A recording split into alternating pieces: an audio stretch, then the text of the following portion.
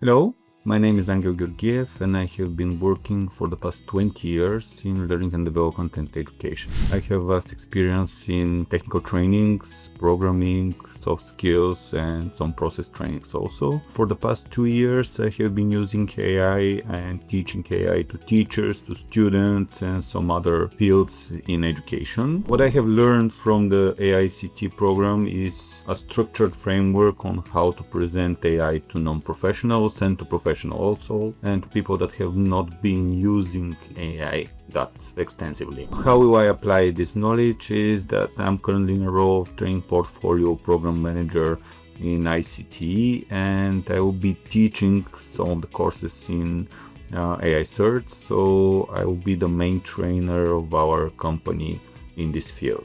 I would recommend AI CERTs to others. In fact, I will be constantly propagating this and using your tools and technologies.